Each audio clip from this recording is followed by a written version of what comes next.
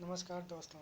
आज के इस वीडियो में हम बात करेंगे राजस्थान यूनिवर्सिटी के रिजल्ट में जो मार्कशीट होती है उसमें प्रयुक्त होने वाले जो शॉर्ट्स वर्ड होते हैं उनकी फुल फॉर्म क्या होती है। जैसे जब भी आपका रिजल्ट आता है तो उसमें जैसे HRDC शो हो रहा है टोटल मार्क्स के पास, या फिर EFPS हो रखा है, EFPT हो रखा है, या PPT हो रखा है, POS लिख रखा है, RL लिख रखा है, RWUM REO स्लेश EX या RE स्लेश EN इत्यादि जैसे वर्ड लिख रखे हैं। उन शॉर्ट वर्ड्स की हम फुल फॉर्म इस वीडियो में डिस्कस करेंगे, जिससे कि आपकी परेशानी का सॉल्यूशन हो सके। तो चलिए हम चलते हैं इसी क्रम में। HRDC ये रिजल्ट की जो रिजल्ट आता है तब मार्कशीट में तब शो होता है जब आपने मूल एग्ज़ाम फॉर्म की हार्ड कॉपी कॉलेज में नहीं जमा करवाई हो। जैसे जब कॉलेज के मेन एग्ज़ाम के फॉर्म भरते हैं यूनिवर्सिटी के, तब आपने अगर मेन जो एग्ज़ाम फॉर्म है उसकी हार्ड कॉपी जो जमा होती है कॉलेज में वो जमा नहीं करवाई, और हो सकता है अगर आपने कॉलेज में जमा करवा दी गई हो तो कॉलेज से यूनिवर्सिटी में नहीं जमा हुई, तब ये HRDC से होता है। इसके लिए यूनिवर्सिटी की साइट पर निर्देश दिए गए हैं कि जिन विद्यार्थियों के अंक तालिका में HRDC शो हो रखा है वो कमरा यूनिवर्सिटी के कमरा नंबर 221 में रिविलेशन का फॉर्म के की हार्ड कॉपी के साथ संपर्क करें। PPTO दोस्तों ये उन विद्यार्थियों की मार्कशीट में आता है जो फाइनल ईयर में है। PPTO का मतलब होता है paper pass third year only, मतलब आपके जो पेपर है वो केवल फाइनल ईयर के पास हुए हो सकता है आपके फर्स्ट ईयर या सेकेंड ईयर के किसी भी ईयर के ड्यूर हो रखे हो। तो ये PPTO तब आता है जब आपके पहले के पेपर बैक हो और केवल फाइनल ईयर के पास हो जाए।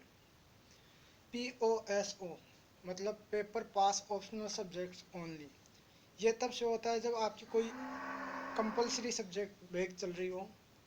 जब आपकी कंपलसरी सब्जेक्ट बैक चल रही हो और आपके ऑप्शनल सब्जेक्ट क्लियर हो जाए तब ये POSO लिखा हुआ से होता है।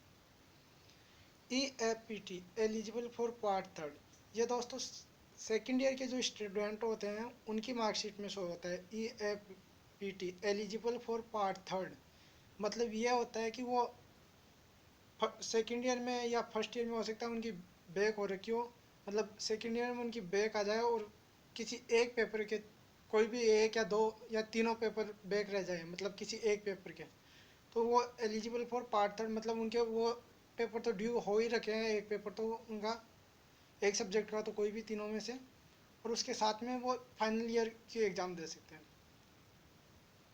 EFPS eligible for part second दोस्तों ये आता है फर्स्ट ईयर की मार्कशीट में लिखा हुआ। जब आपके कोई भी एक पेपर ड्यू रह जाता है और आप मतलब नेक्स्ट क्लास में आप पास हो जाते हैं लेकिन उसमें एक पेपर आपका ड्यू रहेगा, मतलब आप रहेंगे सेकेंड ईयर की एग्ज़ाम दे लेंगे और साथ में आपको वो बैक पेपर भी देना होगा। RW का मतलब होता है रिजल्ट वेट। जैसे जब RW से होता है तब होता है कि मान लीजिए सभी का रिजल्ट आ गया और आपके मार्कशीट में RW लिखा हुआ आ रहा है, तो मतलब रिजल्ट वेट आपका कुछ कारणों से रिजल्ट लेट हो रखा है, उसके कारण आपको थोड़ा इंतज़ार करना चाहिए। आपका एक दो रोज में वेबसाइट के सर्वर पर आपका रिजल्ट शो कर दिया जाएगा। RL रिजल्ट लेट मतलब ये भी RW की तरह ही होता है, इसमें भी आपका रिजल्ट किसी प्रशासनिक कारणों से लेट होता है, तो जैसे आपका रिजल्ट यूनिवर्सिटी सर्वर को प्राप्त होगा आपको शो कर दिया जाएगा।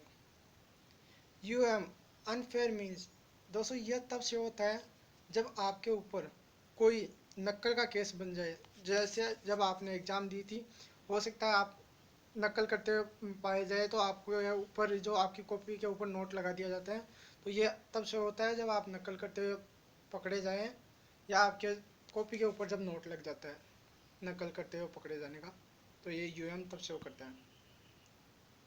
नेक्स्ट है RW/EX, ये दोस्तों मार्कशीट में तब से होता है जब एग्ज़ाम फॉर्म के साथ आपने 10th-12th की मार्कशीट जमा नहीं कराई। जब मैंने एग्ज़ाम के फॉर्म भरे हैं उस समय अगर आपने मैंने एग्ज़ाम फॉर्म के साथ 10th और 12th की मार्कशीट की जीरोक्स कॉपी जमा नहीं करवाई।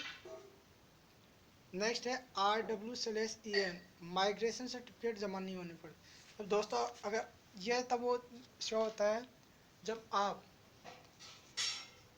मेन एग्ज़ाम फॉर्म जमा कराते हैं उस समय आप अगर किसी दूसरी यूनिवर्सिटी से आए हैं तो आपको माइग्रेशन सर्टिफिकेट देना पड़ेगा, या अगर आप किसी दूसरे बोर्ड से आए हैं, जैसे मान लीजिए आपने आरबीएससी से नहीं करके आईसीएसई बोर्ड से 12th की और उसके बाद में आप राजस्थान यूनिवर्सिटी में एडमिशन ले रहे हैं, तो इसके लिए माइग्रेशन सर्टिफिकेट जमा करवाना ज़रूरी होता है।